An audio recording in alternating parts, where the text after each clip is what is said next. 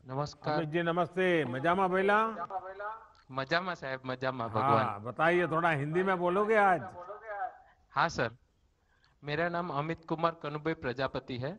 मैं आनंद, गुजरात, खेड़ा रहता हूँ। और मैं ऑर्गेनिक खेती करता हूँ। और मेरा जो भी गोबर और वगैरह होता है वो मैं इसी प्लांट में देता हूँ। इसकी वजह से मेरा स्टोरेज और वो कम हो गया है और उत्पादन भी बहुत ज़्यादा बढ़ा है। वो आप उसके खूब खूब धन्यवाद है सर। कितने पशु हैं प्रजापति जी आपके पास? 20 से 25 है सर। 20-25 पशु है? तो जी सारा सर। गोबर आप ये बड़े प्लांट में दे देते हैं? जी सर। तो उसमें से क्या कमाई होती है आपको? सर, दो बेनिफिट होते हैं उससे।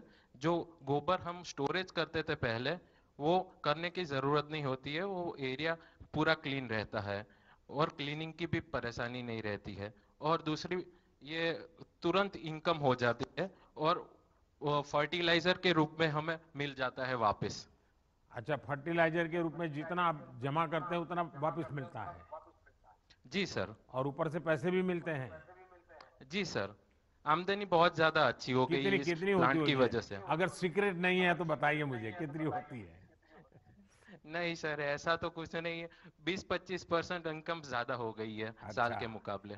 बड़े बड़े चतुराई से जवाब देते हैं आप। नहीं सर। ऐसा कुछ नहीं है। अच्छा, आपको ये स्वच्छ ईंधन से जुड़ी सरकार की जो योजनाएं हैं उसका आपको लाभ मिल रहा है? जैसे आपने बताया एलपीजी, जी। बायोगैस, इनसे भी आपको फायदा हो रहा है। तो ये आपको ही मिल रहा है कि जो लोगों के पास पशु नहीं है और वो भी इस एलपीजी वगैरह का फायदा मिलता है उनको? हाँ सर, मिल रहा है। क्योंकि अच्छा। जिनके पास पशुपालन नहीं है, पर उनको खाद तो मिल ही सकता है यहाँ से। हाँ। और गोवर्धन नाथ के जरिए जरिए जो उत्पन्न खाद है वो हम्म। बहुत ही अच्छा है, बहुत ही बढ़िया है। जो मेरा पर्सनल एक्सपीरियंस है, हम्म। पहले मैं बनाना की खेती करता था तो 15-20 दिन में लीफ नहीं निकलती थी, उसके पत्ते नहीं आते थे। मगर इसका उपयोग करने के जरिए 15 दिन में लीफ आ जाती है, पत्ते आ जाते हैं। हम्म। और पानी का संग्रह जमीन में बहुत ज्यादा होता है, मिनरल्स बहुत ज्यादा बढ़ गए हैं। हम्म। इसकी वजह से हमारा उत्पादन भी बहुत ज्यादा बढ़ गया है। तो अभी भी सभी तरीके से। केले की खेती करते हैं? नहीं सर, बहुत ज्यादा करते हैं।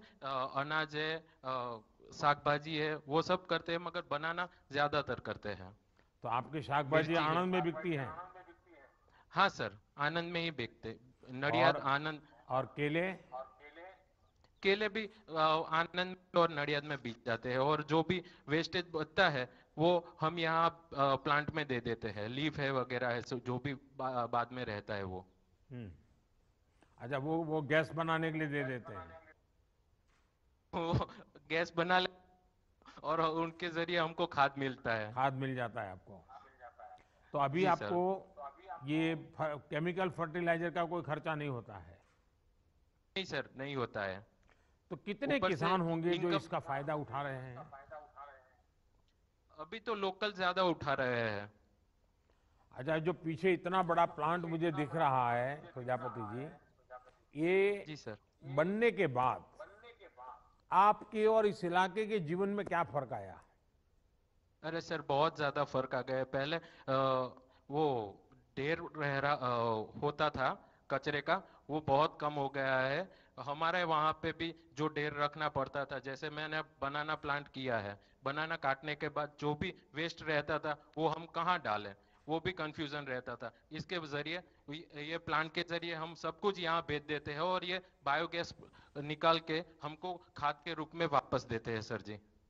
देखिए, हमारे यहाँ एग्रीकल्चर यूनिवर्सिटी ने एक अच्छा काम किया था। जब मैं वहाँ आपके यहाँ काम करता था तो ये जो केला उतरने के बाद ये जो इसका वेस्ट होता है उसको अगर छोटे 6-6 इंच के टुकड़े करके उसको ज़मीन में अगर गाड़ देते हैं तो 90 दिन तक पानी की ज़रूरत नहीं पड़ती, इतना पानी उसमें होता है।